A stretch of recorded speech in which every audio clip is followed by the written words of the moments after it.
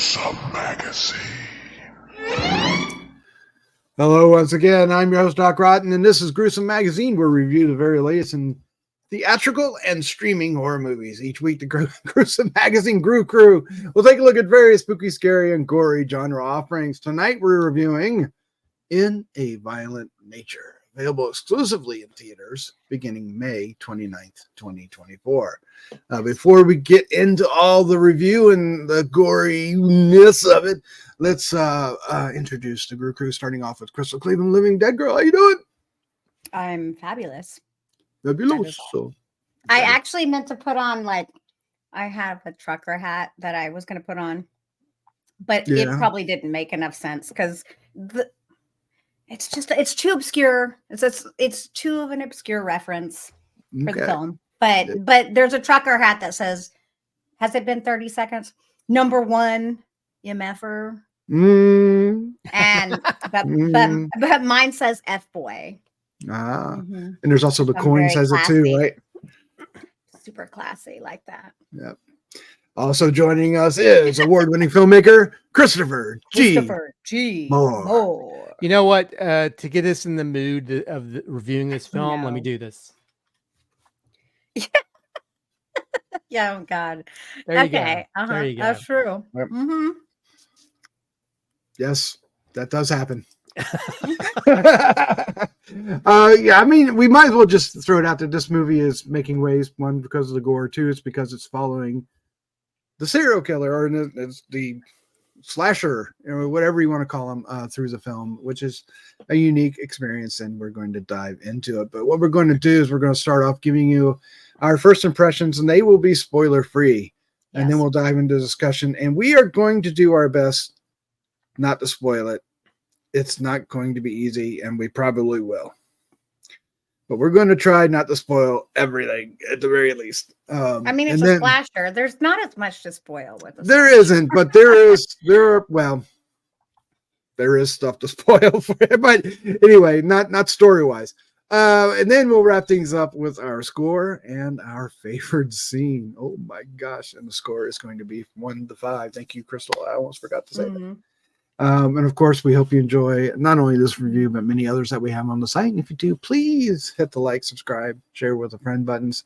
Each click will help us find more horror fans just like you. Clickety click. And above all, please leave your comments down below. We'd love to hear your thoughts, especially about In a Violent Nature. Let's take a look at the card and get things going. Yay. A kaboom.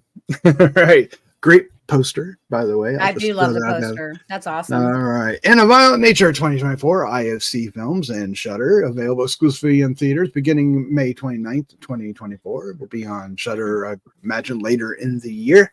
The synopsis is: when a locket is removed from a collapsed fire tower in the woods that entombs the rotting corpse of Johnny, a vengeful spirit spurred on by a horrific 60-year-old crime, his body is resurrected and becomes hell-bent on retrieving it. The undead golem hones in on a group of vacationing teens responsible for the theft and proceeds to can't come out of my face. He continues to slaughter them one by one in his mission to get back along with anyone in his way. It's written, directed by Chris Nash. The cast includes Ry Barrett, Andrea Pavlovic, Cameron Love, Reese Presley, Liam Leone, Charlotte Cragen, Lee Rose Sebastianis. You go, Lee Rose. Sam Rolston, Alexander Oliver, and Lauren Taylor. Okay, I just want to say, based on that synopsis, you literally can hardly ruin anything about this film. I'm just saying. Yes. They really should have made that synopsis story-wise. Like there's a killer in the woods. That's what they should have just said. I mean, that's all. I mean, they've given what they did say. Extreme amount of more information than they probably gave you in the film. This is in that respect, this is a very straightforward and simple film. Yep. The complexities come in how they film it, following the villain instead of the heroes. Getting all the story from, but everyone knows shards of dialogue, right? So yeah. It has merit. It's an experimental film. It has merit. It's absolutely an experimental film. But let's find out what our first impressions are. We're going to start off with Christopher G. Moore. First of all, this is like it's basically a new version of Friday 13th via the Friday 13th video game. Because there's a lot of the stuff, the way it's shot, it's almost like a video game where you're following a third person character. And in the video game, you can play as Jason. And that's what it felt like. And as someone that watches Twitch streams and has played the Friday 13th video game, back in the day, Santos used to play that when it came out. Yes. I found this. Now, if you took out all the walking, this film would be 20 minutes long. Of course, you could say the same thing about Lord of the Rings, but I will say, a lot of walking. Yeah, it is a lot of walking. But I don't know. I found the point of view and the filmmaking style refreshing. And I think maybe to some they may see it as boring or monotonous because it's just a lot of it's just almost like the character in the middle of the screen and the day goes on and there are different parts or whatever. I found it very intriguing where you're having to there's times where the camera will come in and you get information from characters, but a lot of it's just hearing the characters, that are talking in a certain area. You hear it from this villain's perspective. And to me that was really intriguing. And I almost kind of wish we did have like a Jason point of view type movie. I don't know if you needed to do it at this level, and also there's no soundtrack. And but the way they use the sound design of the woods, the sounds of insects, the sounds of water, the sound design of them walking, and also there's one part where it involves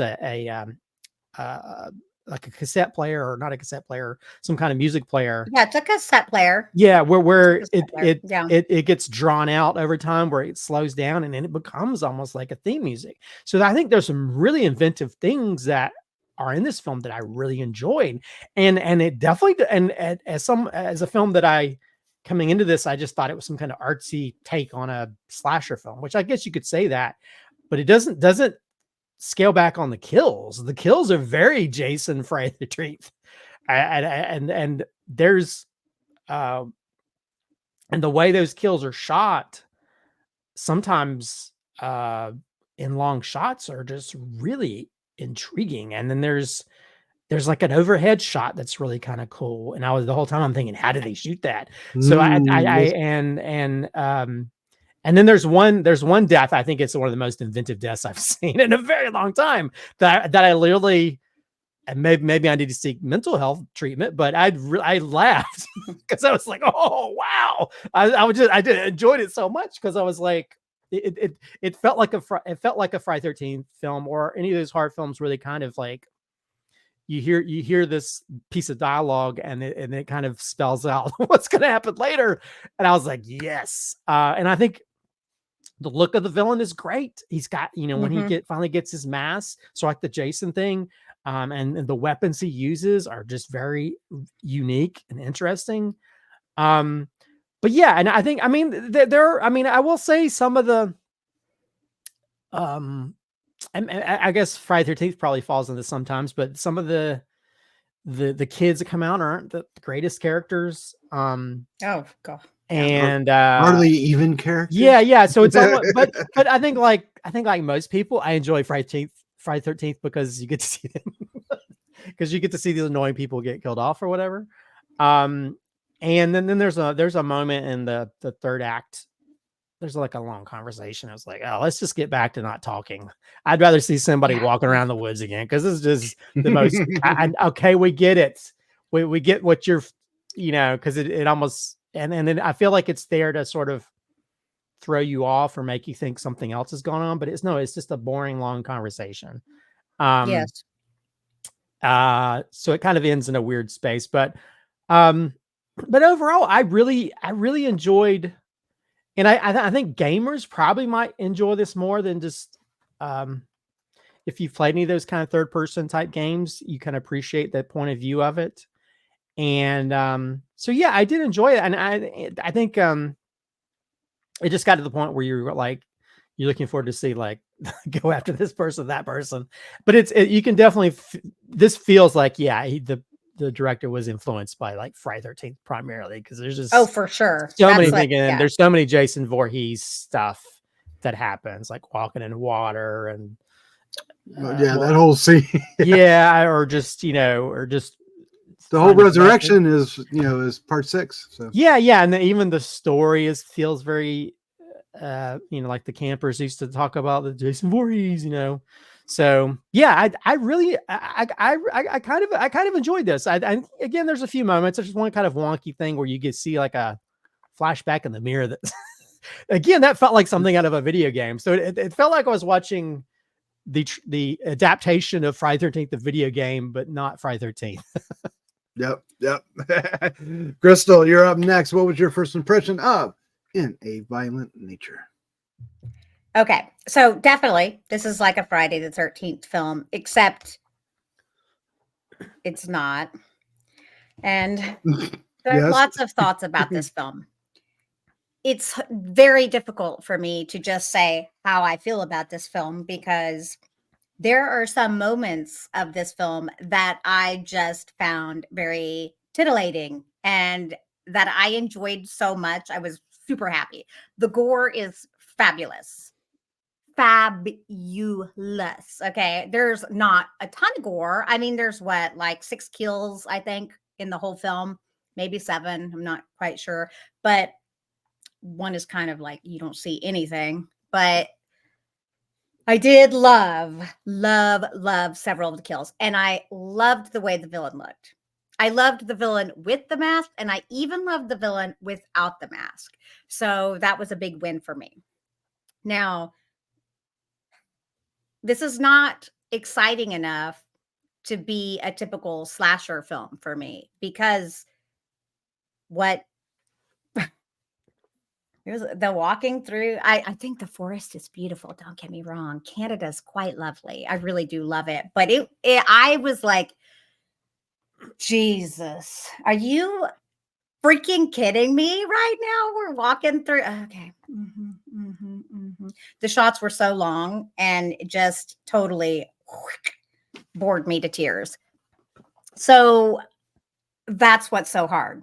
On the one hand, I really loved some of this film. And on the other hand, I really did not like a lot of this film. And what's interesting is, after hearing what the director had to say about the film, it actually turns me off even more to the film, because he's kind of, I don't know if he's a horror fan or if he's not, or what the deal is with that, but that's a super big turnoff to me. The locations are beautiful and it's shot really, really well. Like, they have these amazing smooth shots. I don't know if they're using a drone for most of it, even like for some of the more straight on shots, but it was super nice. Some of the kills are creative. One of them is wildly creative, and you'll hear about it everywhere. It's the yoga scene. It is amazing. Amazing. I think it's the best kill I have seen in a long time. Super long time. It's probably Terrifier, maybe. Yeah, that's not, and I was actually trying to think if I've seen. I know Christopher doesn't like Terrifier because he thinks it's torturous, but I love it and I think it's fabulous, and I love the gore there. But I mean, I'm trying to think if I've actually seen a better kill in any of the Friday 13th films. So, like, I'm just letting you know that part is superior to a lot that I've seen. It's just what they've wrapped around it that just, I don't know how I feel about it. It's definitely an artistic film for me. It's definitely experimental, that's for sure, because in no slasher film would you have this much downtime, or if you have a character go on a monologue, all of a sudden you want to have the shark come up and get them, like, to make it fun, like Deep Blue Sea, like this. Oh man, this is a tough one, because like I said, I hate, hate. I don't know how I feel completely about it. I'm really glad I watched it. I'm glad it was made. I think it was interesting and fun, something different, But man, y'all, it's I don't know. I don't know if the gore was good enough to warrant the rest of the film. And I do like the backstory. I like how they created this whole story, which you heard all in the synopsis. You already know everything there is to find out in the film. So, you know, whatever. There's that too. So I liked it hesitantly. Yeah. Hesitantly liked it. Yeah, I would say that this In a Violent Nature is one of the more memorable films. It certainly made an impression, both in the way it deconstructs the slasher film by inverting it, and some of the choices make are bold, and you know, I don't know if I like the choices, but they're there. So I'm kind of with you, Crystal. There's like to start off, I was a little underwhelmed at first. I would, you know, but I surrendered to it. I said, okay, you're setting things up, you're setting the tones. I got to get used to this. Okay, fine. Okay, I'm getting used to it. Let's keep going. And then it got fucking great. Sorry, my French. But then it really ramped things up, and everything, it just blew my mind at moments. And there are a number of moments. And then maybe there's one scene that I thought took it a little too far, and it's not the yoga scene.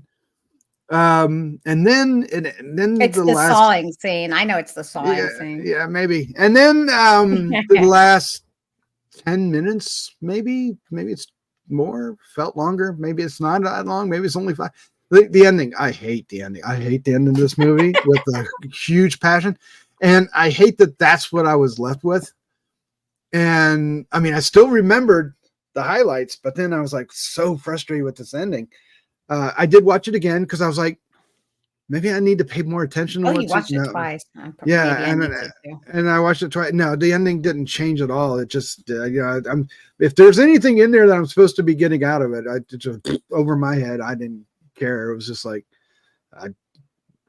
but the fascinating parts of it is like, you know, you watch these movies and we always complain the characters aren't, you know, it's all about Jason and the kills. You really don't care about the characters. Well, they take the characters almost completely out of this. I mean, they're there because they're meat puppets to slaughter, but you don't get any background on any of the characters. You might like this, the surviving character, maybe. There's another character that you get a little bit more for, but at the most part, you don't know squat about these characters, and it doesn't matter.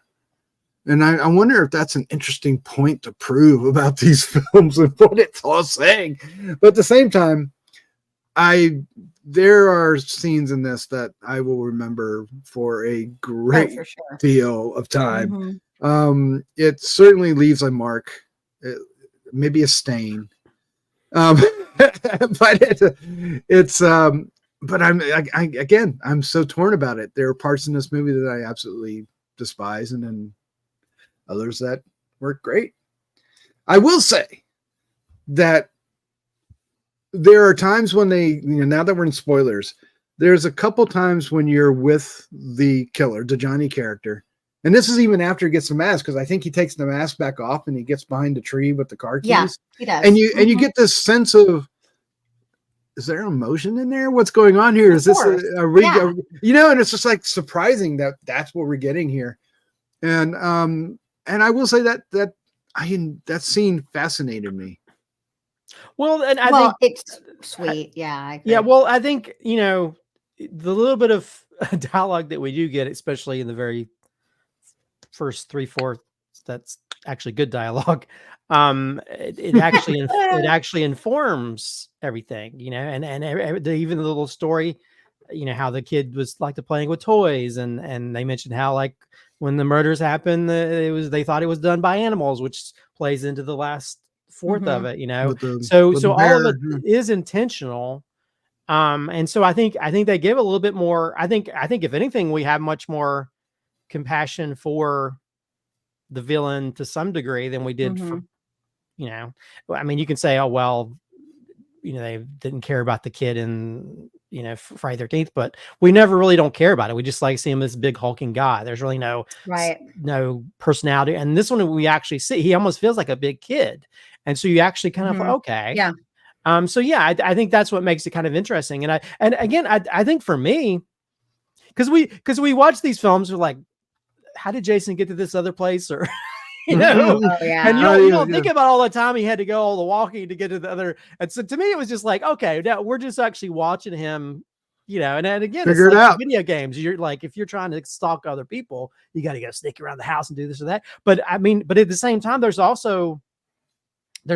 like one of my favorite moments is when he breaks into that ranger house and he utilizes the body for stuff. I like that. And literally when he first breaks in that, it's so beautifully orchestrated, just how the glass falls down and you see the reflection in the glass and you see that the severed head just happens to roll in that one spot and stuff. And how he just uses the whole, you know, instead of just using a weapon, he uses the, so things like that just felt like the kind of like the morbid comedy of the Friday 13th films. But yeah, and you see him following, so you're actually following him instead of it just being the mystery. Where's Jason going to pop out? No, we're going to watch him methodically do this. Well, we also watch him make decisions and plot. Because when he goes to that one, when the two guys are in the house and he sees the axe on the thing, but he knows he figures shit out and he goes over to the car and he sticks the stick and goes around the house, but grabs the axe so he can kill him. But then it's like, because the way it's shot, there's a really cool scene where he sticks that thing on the horn to make the horn on the car go out, and he walks around the house, and you see the other guy inside the house sees him walk by. I mean, just the way it's framed a lot of times really works. And I think, yeah, this is definitely a huge experiment when it comes to how these type of slasher films play out. Normally there's not this level of artistry. Not to crap on Friday 13th. I love Friday 13th films mainly because of the kills, but there's not a lot of artistry with that. And at least they have that going for this. I think sometimes it is, for me, it was almost like when we break out of that, then because there's a scene where they keep going around the people in the fire, or there's even parts where we follow the girl. We follow her in the same way you follow the killer. So there's like times when they're taking that selfie and he's like in the bushes behind him, and every time they hit the light, he lights up a little bit. Yeah. I mean, but again, the way that they frame that works well. But then it's like, I think also because you have that point of view, the third person shots, and then we go to this other stuff and it goes back and forth. It could be kind of jarring because then it's not like a medium shot, wide shot type thing where it all kind of fits together. It goes from one extreme to another, so it can throw you off. But again, there are long swaths of this film where he's walking, it's now getting dark. He's walking, he's daylight again. But then there's parts where we watch him like walk inside the house or walk around this. So I didn't mind so much. I like the idea of the perspective. Like, I thought it was super funny how when he came up on the one house and then the sheriff or whatever it was driving off and he kind of started to go after him. And then he's like, oh, you're gone. Like, you can tell what he's thinking. So like in that regard, I did like some points of it, but there was something happening.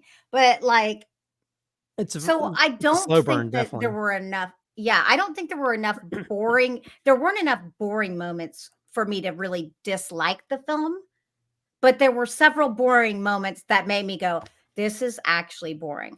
That's the problem. I felt it. Yeah, I felt it too. Well, and I think there's a slowness to it. I think I think some people may be affected by that, but again, there's also some kills. I think that if this had been a Friday 13th when he uses that machine on the guy, it would probably have been just really fast. Yeah, but that's what I was going to say about the yoga kill. Okay, so the yoga kill, like, I feel like if it was Friday the 13th, I agree with Chris. Like he would have just went and just like it would have been so slow about it. But this was like slow. But and it's normally I don't like torture type stuff, but I feel like a lot of the kills still work. I mean, but again, when he goes after that ranger guy or whatever with that machine, and he's kind of like, but because knowing the guy is almost like paralyzed, he broke his back and he can't do anything. I was like, oh God, I would hate to be in that.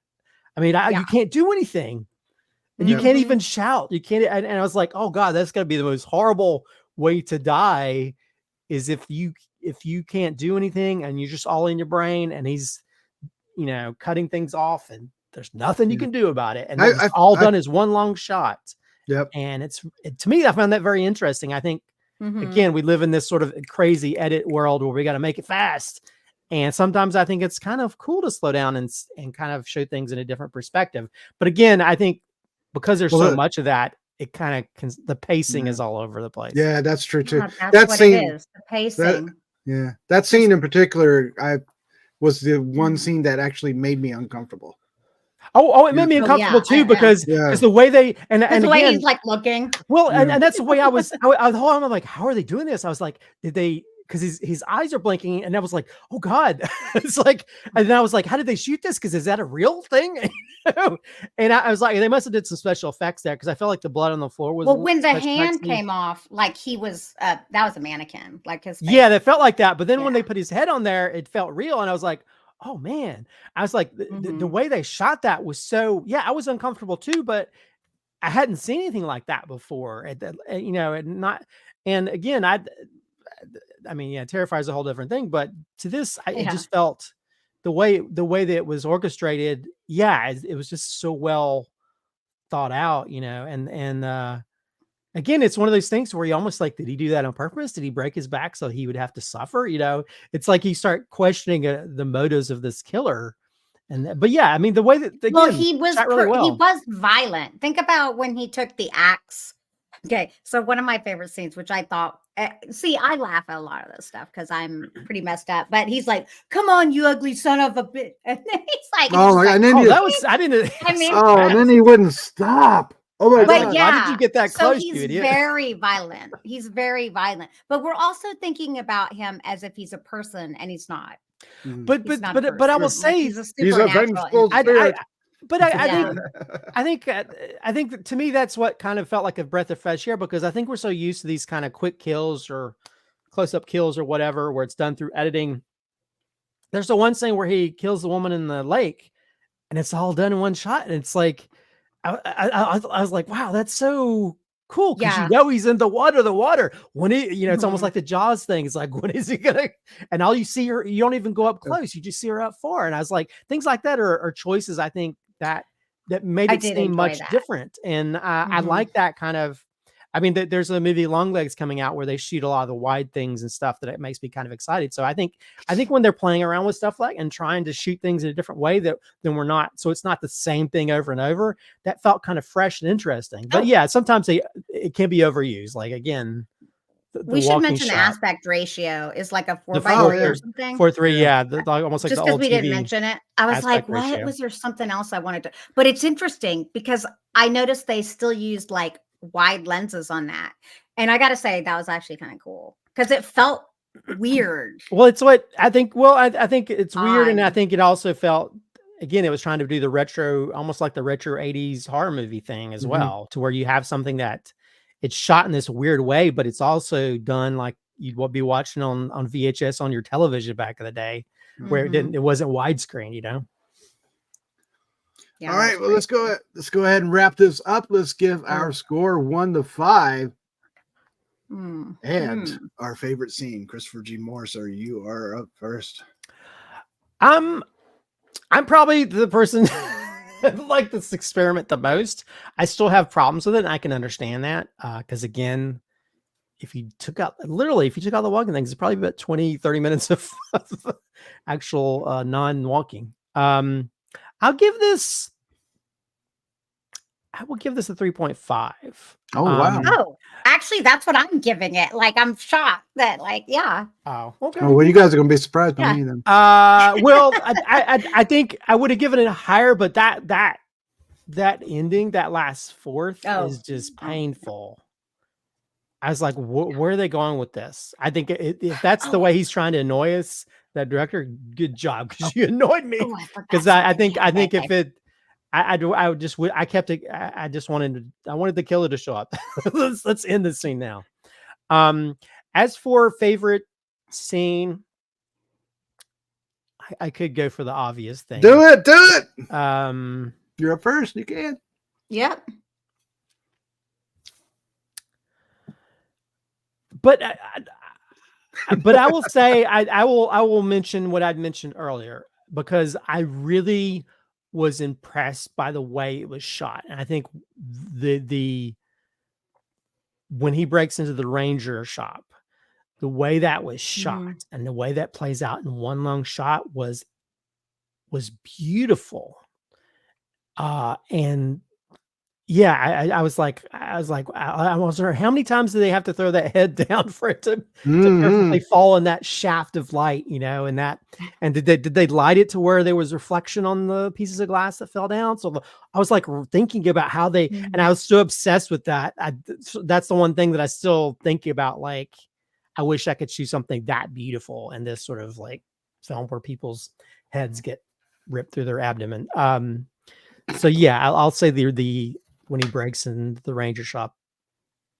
Okay. Yeah, that's my favorite scene.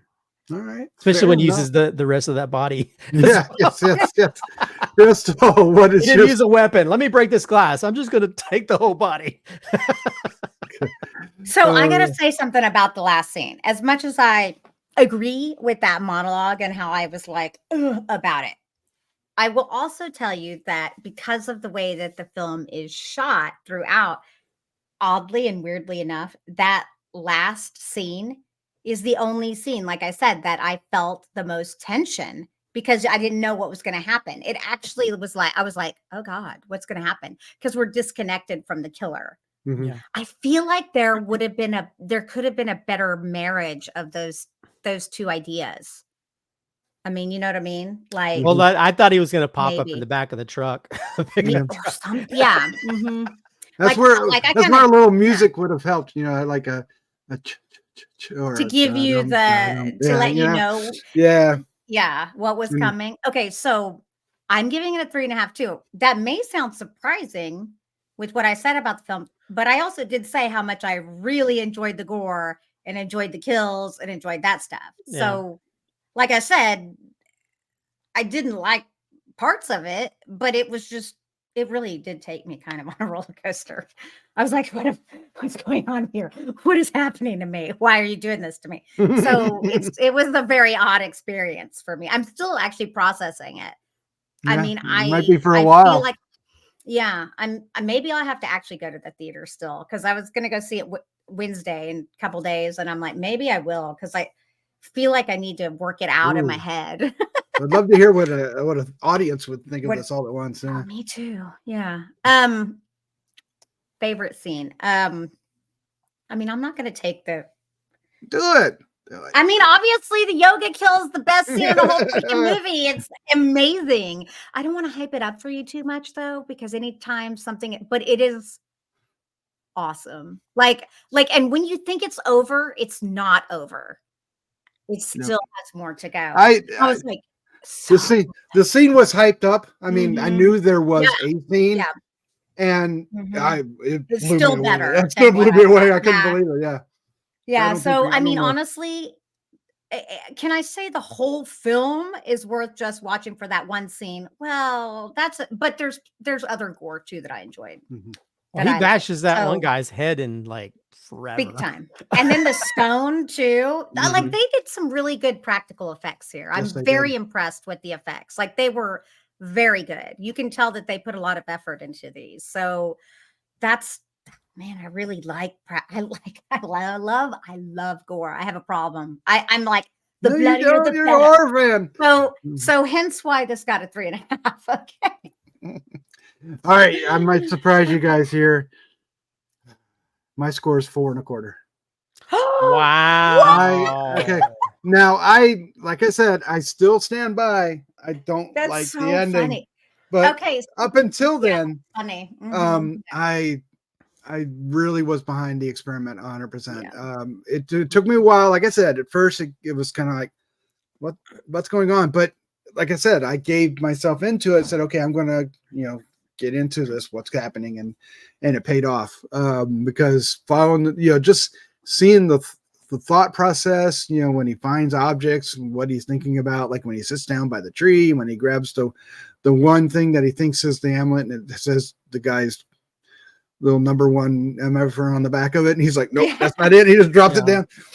So there's all these things going on that are shown and are on, you know, that are below the surface, and the fact that it just kind of proved that all the teenagers in these movies don't mean shit because we didn't need, all they needed to be was meat puppets. I will not forget this movie. Is burned into my brain. I will not forget this movie anytime soon. My favorite scene, of course, you know, it's the yoga scene, but my favorite scene, you mentioned it earlier, is these 2 guys think they've got him. They shot him and he's lying dead. Of course, you know, he's not dead, but the way they film the scene once he wakes up, it's filmed overhead, and he does the wake up and he stands up and he's got the axe, and you see him throw the axe, but you don't know what it's hit. And then you follow him and you start hearing guys crying because one guy is incapacitated. He's got a wound in his leg, and the other one's trying to carry him away to safety. So you hear the screaming, so you know something went down. And then he just walks past the guy with the axe in the back of the head, and then goes to the other guy, picks up this massive fucking boulder, and just does the goriest, bloodiest head smash I've seen in a while. What impressed me was not so much the head smash, which did impress me, but just how that was orchestrated, how it was shot, how it was planned out. Because they planned that.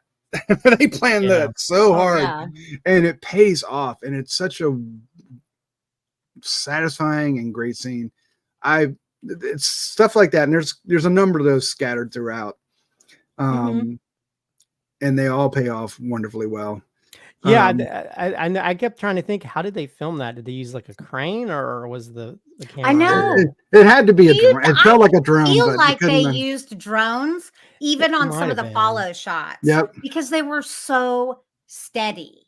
I was like, well, they do have drones now that you can track and stuff, to that you can track stuff into it, special effects wise. Because there's a YouTube site called Grue-Crew, and they do visual effects, and they actually used a drone where they shot it 3 different passes and were able to do special effects using that. So I'm wondering if they did that, or if it's awesome, or if it's just some old school thing where I kept thinking they could have had it like one of those cameras at NFL where it's like on ropes or something. On the ropes. It could have been, you never know. It could have been on them.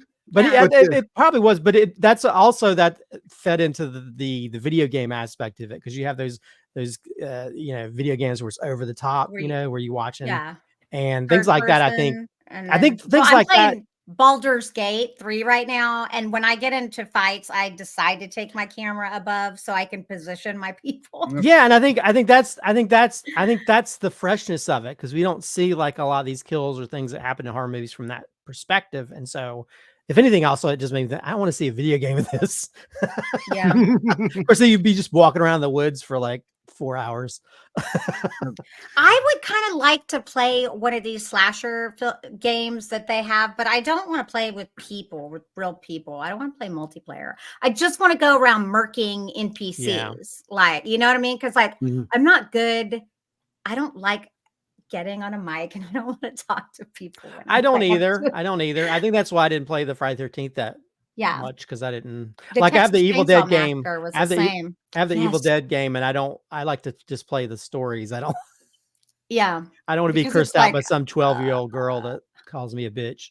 No, they will. They will. Yeah, they will. All right. Well, there you go. That is our review of In a Violent Nature. When you see this, and we know you will, please leave your comments down below. Excuse me. Christopher, thank you for joining me. This was a lot of fun. Thanks for having us. Always fun. All right, let's say good night. Good night.